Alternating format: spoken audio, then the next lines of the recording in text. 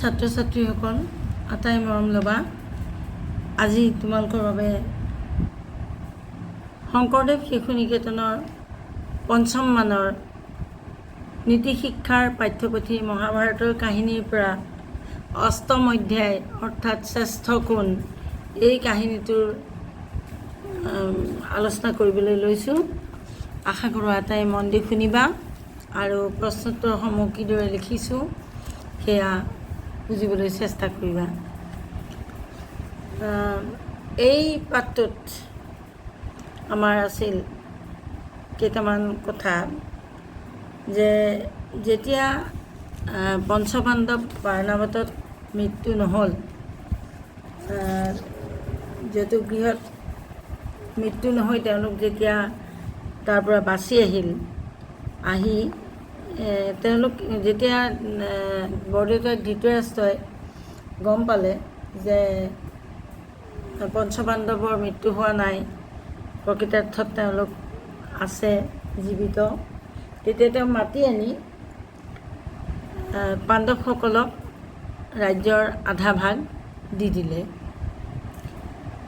তেতিয়া পাণ্ডৱসকলে ইন্দ্ৰপ্ৰস্থ নামৰ ঠাইত ৰাজধানী পাতিলে আৰু সুখে শান্তিৰে তেওঁলোকে দিন কটাবলৈ ধৰিলে। জ্যেষ্ঠ পাণ্ডৱ যুধিষ্ঠিৰ জ্যেষ্ঠ হোৱাৰ গতিকে তেওঁৱেই ৰাজ্যভাৰ শাসন কৰিবলৈ অধিকাৰ পালে।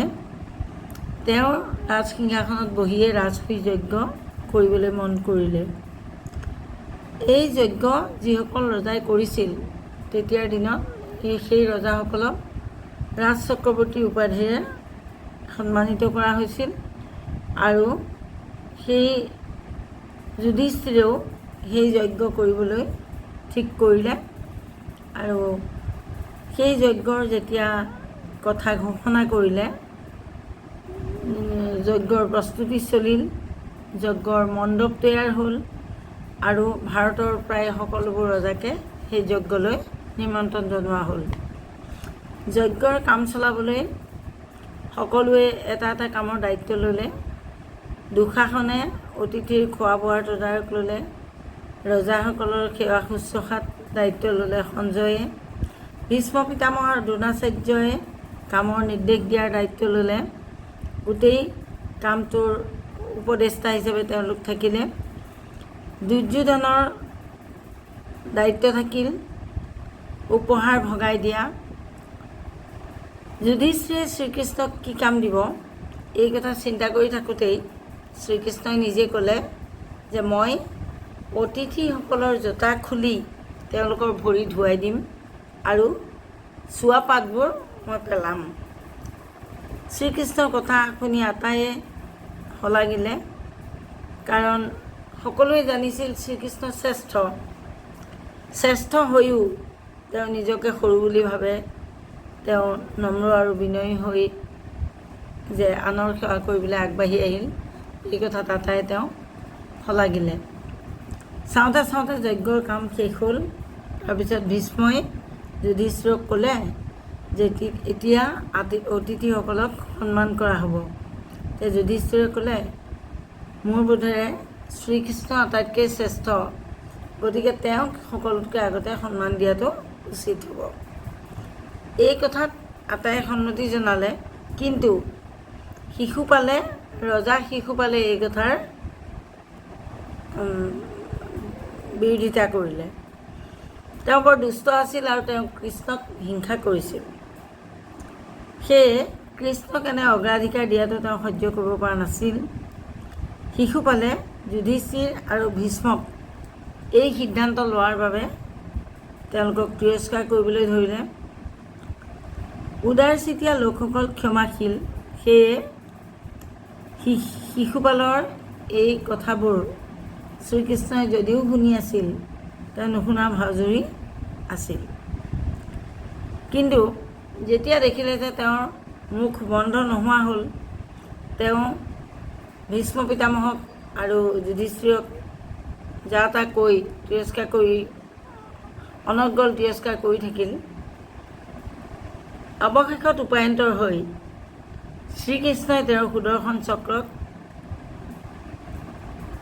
শিশুপালক এটা শাস্তি দিবৰ বাবে নিৰ্দেশ দিলে আৰু লগে লগে সুদৰ্শন চক্ৰই শিশুপালক আক্ৰমণ কৰিলে আৰু শিশুপাল মাটিত উফৰি পৰিল।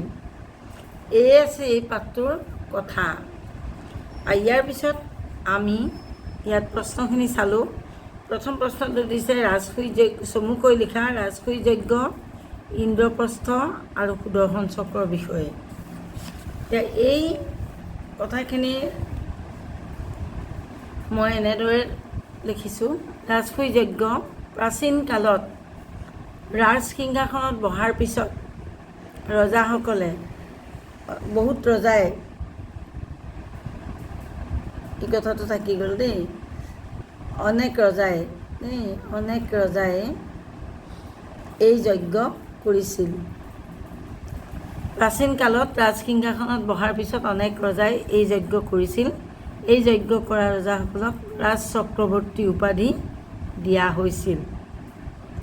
জ্যেষ্ঠ পাণ্ডৱ যুধিষ্ঠিৰেও এই যজ্ঞ পাতিছিল বুলি মহাভাৰতত উল্লেখ আছে। বাছ, ইয়াৰ পিছত আহিলে ইন্দ্ৰপ্ৰস্থ।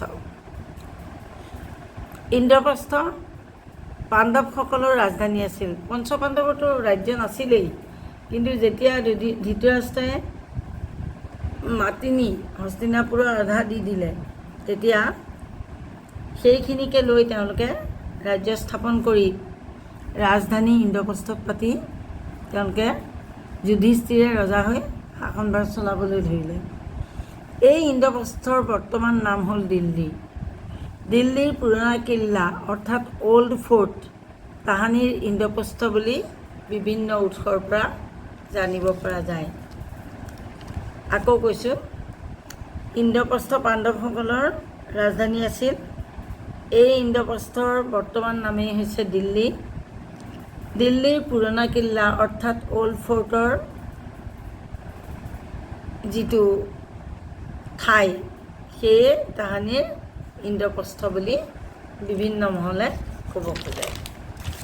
তাৰপিছত আহিলে সুদৰ্শন চক্ৰ। সুদৰ্শন চক্ৰ হৈছে ভগৱান শ্ৰীকৃষ্ণৰ হাতত থকা শক্তিশালী অস্ত্ৰ। এই চক্ৰৰেই তেওঁ দুষ্টক দমন কৰিছিল। ইয়াৰ পিছত দ্বিতীয় প্ৰশ্নটো আহিলে, যজ্ঞত শ্ৰীকৃষ্ণই কি কাম নিজে কৰিবলৈ ইচ্ছা কৰিছিল? উত্তৰ হ'ব, শ্ৰীকৃষ্ণই স্বইচ্ছাই যজ্ঞলৈ অহা অতিথিসকলৰ জোতা খুলি তেওঁলোকৰ ভৰি ধুৱাই দিয়া আৰু অতিথিসকলে খোৱা চুৱাপাতবোৰ পেলোৱাৰ কাম কৰিবলৈ ঠিক কৰিছিল। শ্ৰীকৃষ্ণই স্বইচ্ছাই অৰ্থাৎ নিজৰ ইচ্ছাত যজ্ঞলৈ অহা অতিথিসকলৰ জোতা খুলি তেওঁলোকৰ ভৰি ধুৱাই দিয়া আৰু অতিথিসকলে খোৱা চুৱাপাতবোৰ পেলোৱাৰ কাম কৰিবলৈ ঠিক কৰিছিল। আটাইতকৈ সৰু কামটো তেখেতে লৈছিল। যুধিষ্ঠিৰে কোন অতিথিৰ সন্মান সকলোতকৈ আগত কৰিবলৈ থিৰাং কৰিছিল? উত্তৰ হ'ব, যুধিষ্ঠিৰে সকলোতকৈ আগতে শ্ৰীকৃষ্ণক সন্মান কৰিবলৈ থিৰাং কৰিছিল, কাৰণ তেওঁৰ মতে কৃষ্ণ আটাইতকৈ শ্ৰেষ্ঠ। তেওঁৰ মতে কৃষ্ণ আটাইতকৈ শ্ৰেষ্ঠ, গতিকে যুধিষ্ঠিৰে শ্ৰীকৃষ্ণক সকলোতকৈ আগতে সন্মান জনাবলৈ থিৰাং কৰিছিল। 4 নম্বৰ প্ৰশ্নটো হ'ল, শিশুপালৰ কিয় মৃত্যু হ'ল? উত্তৰ হ'ব, শিশুপালে কৃষ্ণক হিংসা কৰিছিল, সেয়ে তেওঁক শ্ৰেষ্ঠ হিচাপে প্ৰথমে সন্মান দিয়াৰ কথাত শিশুপালে বিৰোধিতা কৰিছিল।